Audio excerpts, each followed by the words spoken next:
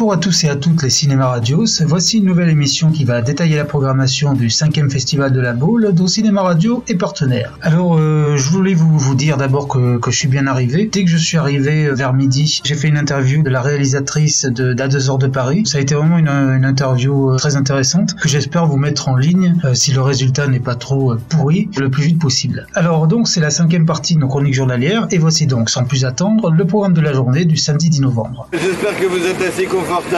Attention, le film va bientôt commencer. 3, 2, 1, c'est parti. À tout à l'heure. Bonne projo. À 10h, le public va enfin voir la sélection des 11 courts-métrages en compétition et dont le résultat sera dévoilé, entre autres, ce soir à 19h30. Il est à noter que l'équipe assistera à cette projection d'une durée de 2h35.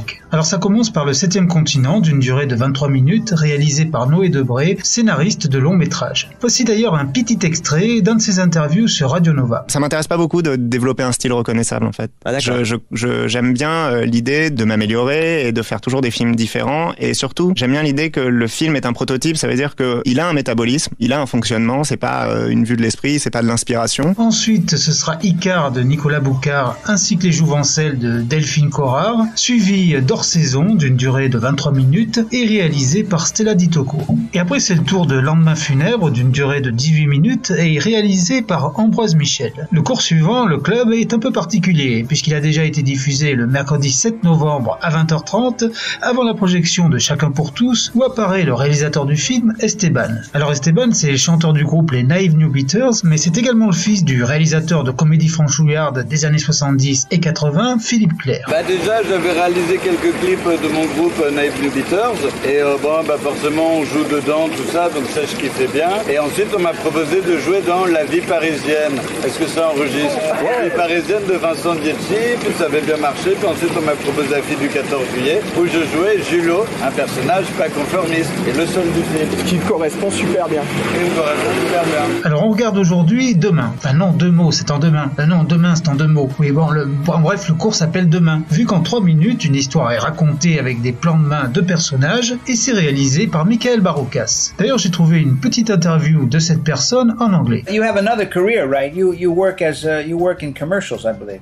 Yeah, between fiction, I'm doing commercials, corporate films, documentaries. I made a few music videos also, and right now I'm kind of developing my first feature, so hopefully that's what I'll present to you sometime soon. Le cours suivant, c'est En tout bien tout honneur, une satire des rapides rencontres de 20 minutes et réalisé par Olivier Chavarro. Ensuite, c'est un cours d'anticipation de 20 minutes, Orage par Ciel Clair, et réalisé par Johan Faure. Et c'est le cours Ama qui clôt cette projection, si c'est bien l'heure de diffusion, je ne saurais pas vous le garantir. Il s'agit d'un ballet aquatique de presque 7 minutes, réalisé par Julie Gauthier, et c'est le seul court-métrage qu'on peut trouver sur les sites de vidéos gratuites. Et voici un petit extrait d'un reportage que France 3 Régions a fait sur le court-métrage. La danse sous l'eau, c'est vraiment tout sauf de la nage. Je veux retirer tous les mouvements, ce que j'appelle parasites, pour essayer vraiment d'amener le mouvement dansé dans l'eau. Donc ça demande énormément de travail et de réflexion en amont sur quels sont les mouvements qui fonctionnent et ceux qui appartiennent finalement à de la nage. À 13h, dans le segment musique de film du festival, nous assisterons à une projection d'un documentaire de 52 minutes, bande originale, Alexandre Desplat. Alors Alexandre Desplat, il s'agit bien évidemment d'un des compositeurs français les plus importants. On lui doit une liste assez conséquente de bandes originales comme Regarde les ondes tombées ou encore Harry Potter et les reliques de la mort. Ce documentaire est réalisé par Pascal Cueno qui assistera également à la projection.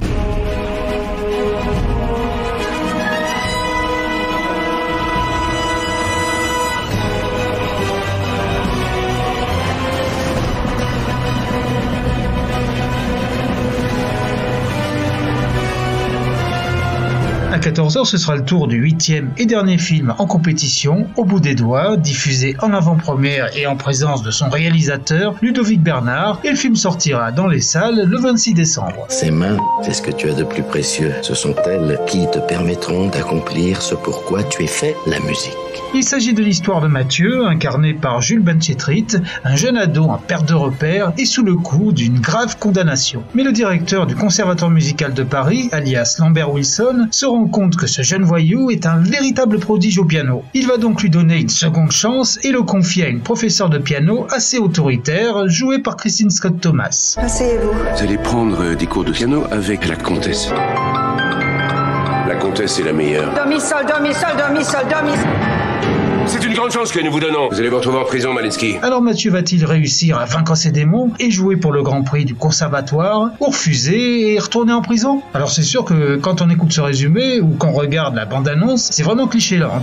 On se croirait presque dans un téléfilm américain diffusé sur TF1 ou sur M6. Mais wait and see, comme on dit. On n'est jamais à l'abri d'un bon film après tout. Vous jouez parce que vous ne pouvez pas faire autrement. Vous jouez parce que c'est vital. Vous avez la musique en vous. À 16h30, c'est l'heure de...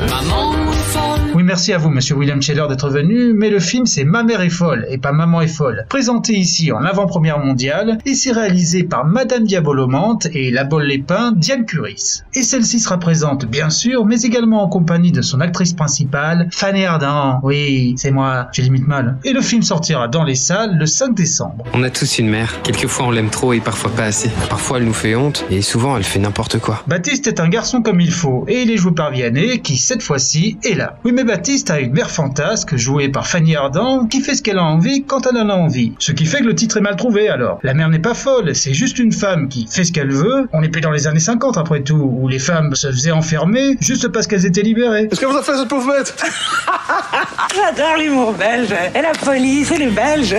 À la faveur d'un voyage en voiture, la mère et le fils vont enfin se retrouver, s'expliquer et peut-être se comprendre. C'est ma mère. Une vraie beauté du Nord, presque viking. À 19h30, encore des courts-métrages avec cette fois-ci la sélection de l'Adami, la grande société de gestion des droits des artistes. Au programme, 5 courts qui ont la particularité d'être réalisés par de jeunes acteurs et actrices, bénéficiant déjà d'une importante popularité médiatique. Et il est à noter également que cette sélection a déjà été projetée il y a quelques mois au Festival de Cannes. On commence par âme sœur de Pierre Deladonchamp, l'un des acteurs du film surprise de 2013, L'inconnu du lac. Ensuite, c'est au tour de Judith Hotel, réalisé par l'ex-Miss Météo du Grand Journal au début des années 2010, à savoir Charlotte Lebon. Je vois que vous vous êtes inscrit sur la liste d'attente il y a maintenant 2 ans. Nous sommes très heureux de pouvoir enfin vous accueillir. Toi qui es insomniaque, ça t'arrive jamais de confondre le rêve et la réalité? Et maintenant, c'est Sabrina Ouazani, qu'on a vu dans Pattaya et Taxi 5, qui nous offre un repas de famille mouvementé à l'occasion de l'Aïd el-Kébir dans On va manquer. L'actrice en parlait récemment d'ailleurs dans Salut les terriens. On va manquer, présenté à Cannes. Là, vous êtes réalisatrice ce coup-ci. Bah ouais, je suis bébé réalisatrice, ouais, je commence. C'est l'histoire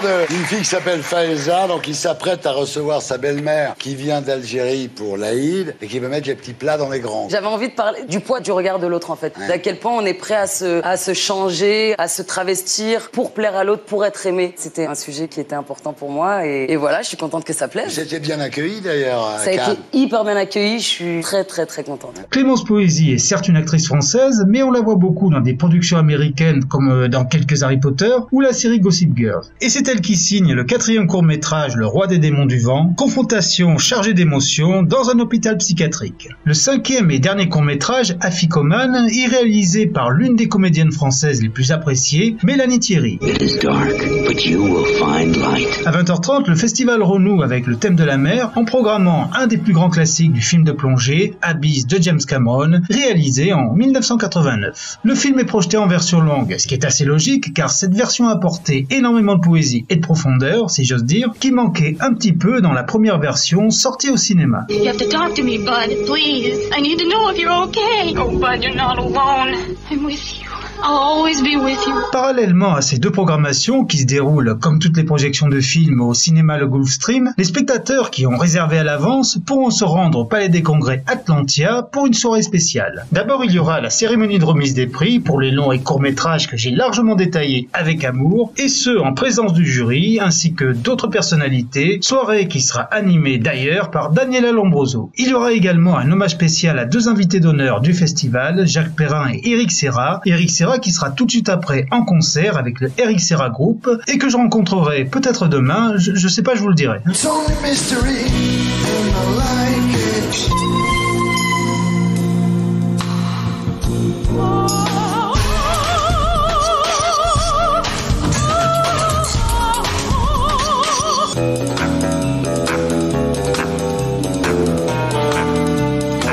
Bon bah voilà une journée bien remplie que ce samedi 10 novembre. J'ajoute qu'il faut vous attendre à voir arriver des petites capsules supplémentaires constituées d'interviews ou de mes réactions au film. Alors à très vite et comme le disait Nabila... Allô, non mais allô quoi.